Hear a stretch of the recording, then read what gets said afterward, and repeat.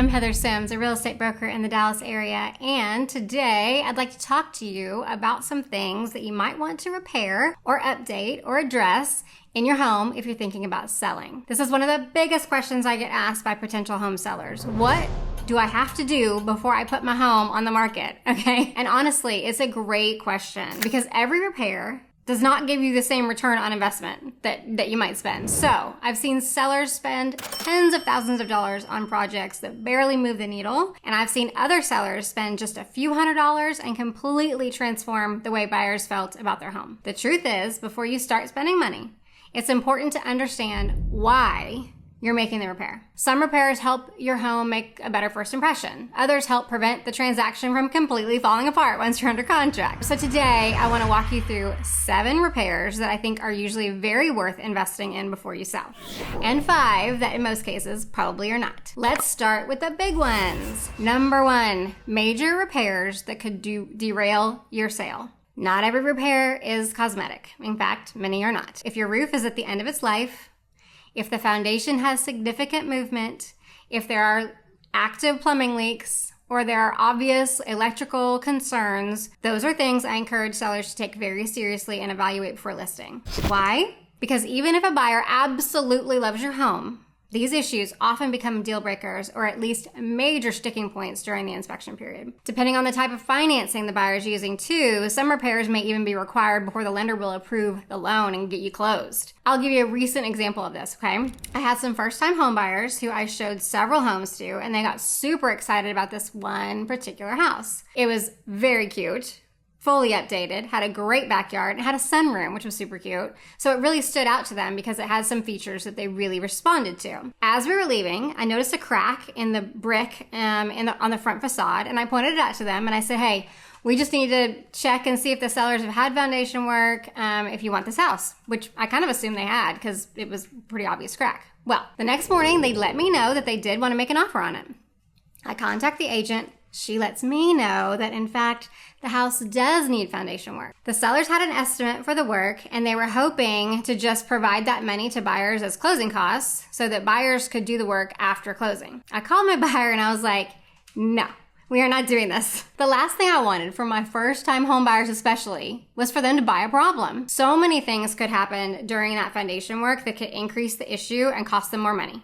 It can cause cosmetic issues, it can cause plumbing issues, etc. My buyers agreed with me and they didn't offer on that house, and I told the listing agent why we weren't offering on it. Those sellers really needed to do that foundation work and have it warranted and give that information to buyers. That really is the way to do it right. You can't leave a huge repair like that undone. Not to mention the financing challenges that a buyer would have if a house needs major work like that. And often, like I said, a mortgage company will either deny the loan or will only loan a certain amount, like much less than it's actually worth because of those big repairs that are needed. And even when financing isn't an issue, buyers naturally become super nervous about extensive repairs like that. They start wondering, if this is what I can see, what else might they be hiding too? Now, every situation is different. Sometimes repairing the issue before listing is the best decision, like I was talking about with foundation. Other times it makes more sense to disclose it up front and price the home accordingly. I will say, in my opinion, big issues like these should be taken care of prior to trying to sell, but knowing about these issues before you list does give you options.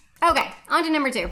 Fresh paint. That one's a lot easier than foundation. Nothing freshens up a home faster than a coat of paint. If your walls are covered in bold colors, scuff marks, or they're simply looking tired, fresh paint can make the entire home feel cleaner, brighter, and much more move-in ready. I'm not saying every home has to be white or gray. I mean, aren't we all kind of tired of those white and gray trends, right, by now? But if your dining room is bright red, bright magenta, or one of the rooms is neon green because your kid loved that color, buyers may have a hard time seeing past it, even though it's a simple thing. Paint is relatively inexpensive and almost always delivers like the best returns. Number 3, let's take care of the little things, right? Loose doorknobs, leaky faucets, missing caulk, burned out light bulbs, squeaky doors, cracked switch plates. Ideally, individually, none of those are a big deal. Collectively, they tell a story. They tell a story of deferred maintenance. When buyers notice a lot of small items like that, they naturally assume that there may be bigger maintenance items that they just haven't found yet. So those little repairs help build buyer confidence. Number 4, professional cleaning. I know this one sounds so obvious, but there is a huge difference between a house that's picked up and one that's actually like professionally cleaned. Clean windows let in more natural light. Bathrooms Sparkle. Floors look newer. Even the air in the home feels a little fresher, right? A spotless house also photographs better. It shows better, and it simply gives buyers a better first impression. Number 5, improve your curb appeal. This doesn't mean spending thousands of dollars on landscaping. In fact, I tell people not to do that, but trim the bushes. Add some fresh mulch. I prefer black. If you watch my videos, you'll know that.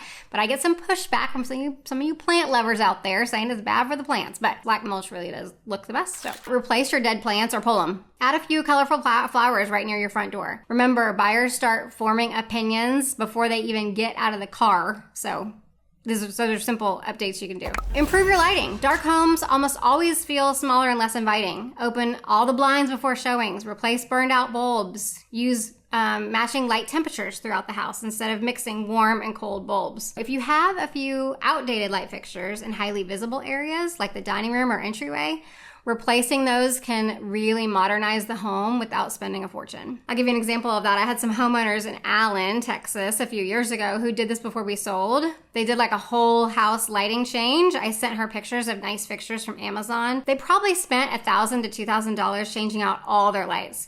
But we were all so amazed and pleased at how it updated the home instantly.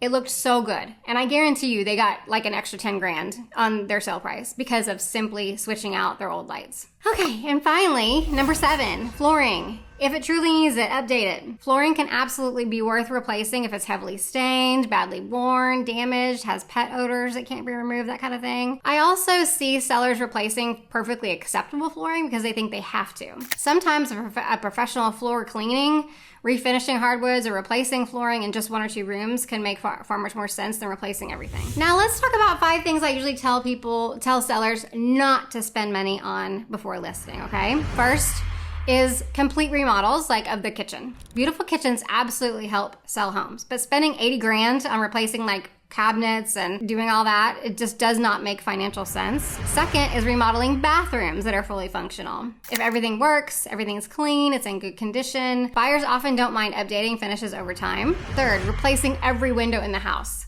It's one of the most expensive things a homeowner can do is replace windows, and in most cases, buyers don't value it enough to justify the cost right before listing.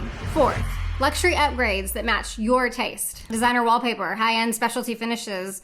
Those features can be beautiful, but they don't always translate into a higher sales price, even if you love them. And finally, replacing something simply because you don't like it. Maybe you don't love your countertops anymore. Maybe you're tired of your backsplash. Maybe the flooring bothers you, but it's in good shape.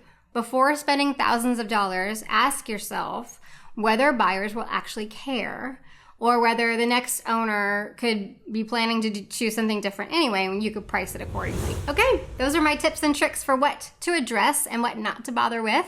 But I will say, every home is unique, which is why I always recommend having your realtor, and I'm happy for that to be me if you're in the Dallas, Texas area. Have your realtor walk through the property with you before you start making repairs. If you're thinking about selling next year, call your realtor and have her do a walkthrough. There's a lot of times I walk into a house and tell the sellers, don't spend any money, you're fine. Other times we come up with a list of things to do, and the key is to know the difference, right? If you're thinking about selling and you're wondering if they're actually worth making, I'd be happy to come and take a look and give you my honest and never to be humble opinion. If you found this video helpful, please don't forget to like, subscribe, leave me a comment below. I would love to know what project you've been debating before selling your home. And I would love to also see you next week on another edition of All Things Real Estate. Thanks so much for watching. Bye-bye. All things real estate.